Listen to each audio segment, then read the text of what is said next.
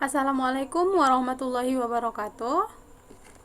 Perkenalkan, nama saya Yuliana Fitriani Astuti, NIM 19029059. Saya akan mempresentasikan hasil rancangan saya, yaitu dari permainan tradisional, yaitu Dakota, Dakon Matematika, atau biasa disebut dengan congklak.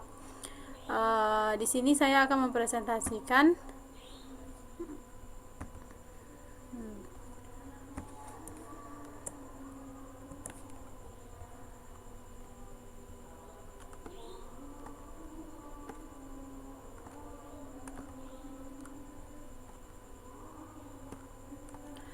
baiklah.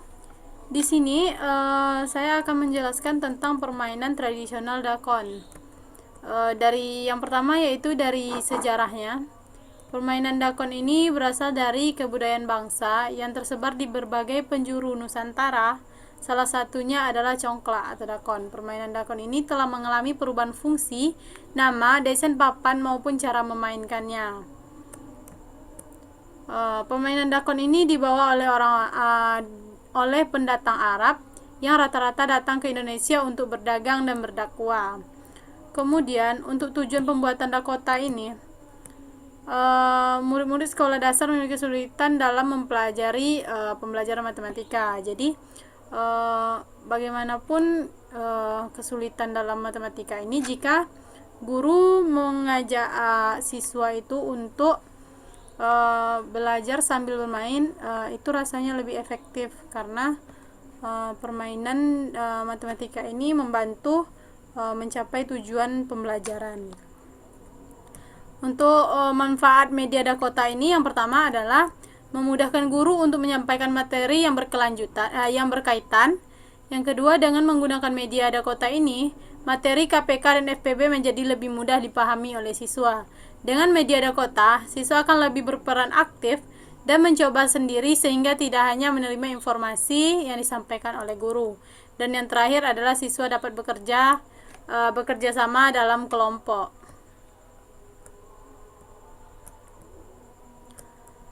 Baiklah. Permainan Dakota ini adalah permainan yang dilakukan pada materi pembelajaran tentang FPB dan KPK, yaitu pada pembelajaran matematika kelas 7 semester 1. Untuk cara bermain Dakon ini, untuk pengintegrasian Dakota ini dalam pembelajaran matematika, yaitu Dakon yang digunakan merupakan hasil modifikasi yang menggabungkan permainan tradisional Dakon dengan pembelajaran matematika yang diberi dengan nama Dakon Matematika, yaitu Dakota, yang diterapkan pada pokok pembahasan materi FPB, yaitu faktor persekutuan terbesar, dan KPK, yaitu kelipatan persekutuan terkecil. Faktor persekutuan terbesar atau FPB ini dari dua bilangan adalah bilangan bulat positif terbesar yang dapat membagi habis bilangan itu. Sedangkan KPK dari dua bilangan adalah bilangan bulat positif terkecil yang dapat dibagi habis oleh kedua bilangan itu. Jadi cara memainkannya seperti halnya kita bermain congklak, yaitu permainan yang menggunakan lubang. Dengan permainannya dengan cara memasukkan anak Dakota itu ke dalam lubang tersebut. Ketika bermain Dakota ini, Dakon Matematika ini, sama halnya dengan permainan tersebut, kita meletakkan biji-biji Dakon satu persatu ke dalam lubang sesuai dengan kelipatan atau faktor. Syaratnya, sebelum kita memulai permainan game Dakota ini, guru harus telah menjelaskan seperti apa itu KPK, apa itu FPB, bagaimana cara mencari kelipatan, bagaimana cara mencari faktor. Jadi setelah guru mengajarkan dan siswa telah memahami, baru kita memulai permainan ini. Cara memainkannya yaitu misalnya untuk menentukan KPK 2 dan 3. Siswa harus meletakkan biji dakon sejumlah kelipatan 2 di lubang-lubang baris pertama sesuai dengan nomor lubang dakon dan kelipatan 2. Kelipatan 2 itu yaitu 2, 4, 6, dan 8, kemudian seterusnya. Jadi biji-biji atau anak dakon itu kita masukkan ke dalam lubang yaitu dengan kelipatan 2 tadi sampai pada lubang terakhir. Kemudian untuk mencari kelipatan 3 sama dengan halnya yang kita lakukan yang pertama. Kita meletakkan biji itu ke dalam kelipatan 3. Kelipatan 3 yaitu 3, 6, 9, 12, dan seterusnya. Jadi, dari baris lubang pertama dan kedua, siswa bisa menentukan KPK dengan melihat biji dakon yang letaknya satu kolam atau berada pada nomor lubang dakon yang sama. Jadi dapat disimpulkan bahwa alat peraga dakon matematika adalah alat peraga yang dikembangkan oleh guru itu sendiri sesuai kebutuhan untuk menyampaikan materi yang akan disampaikan dalam proses pembelajaran, terutama pada pokok pembahasan materi FPB dan KPK. Berikut kemudian ada beberapa contoh lagi untuk cara permainan dakon ini.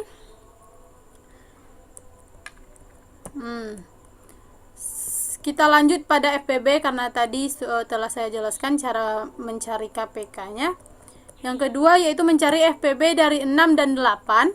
Faktor dari 6 yaitu 1, 2, 3, dan 6. Sedangkan faktor dari 8 yaitu 1, 2, 4, dan 8.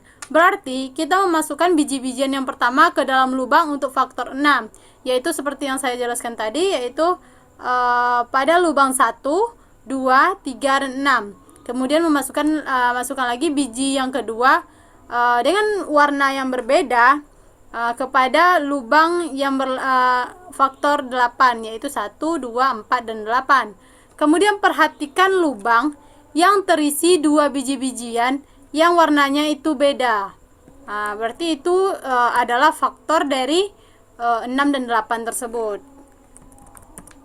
Nanti akan kita temukan yang pertama itu adalah pada angka 2. Jadi FPB dari 6 dan 8 itu adalah 2.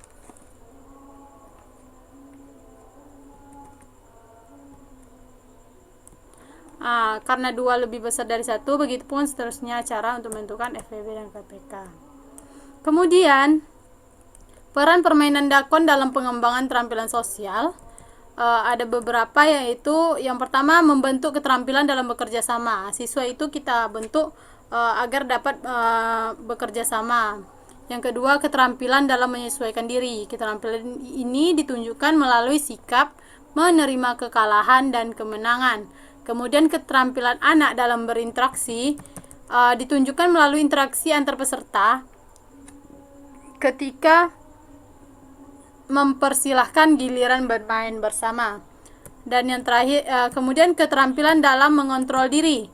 Keterampilan ini melalui sikap menahan diri ketika bermain dan mampu menyelesaikan konflik yang terjadi ketika mengikuti permainan. Selanjutnya, keterampilan dalam berempati. Keterampilan ini ditunjukkan melalui emosional anak, seperti munculnya rasa senang ketika mencapai keberhasilan dan mencela ketika mereka gagal mencapai prestasinya. Kemudian keterampilan dalam menaati aturan atau disiplin. Keterampilan ini dapat dilihat dalam bermain yang jelas anak-anak mampu mengikutinya, memunculkan kesempatan bagi anak-anak untuk menunggu giliran dalam bermain, maupun memfasilitasi anak untuk membereskan mainannya.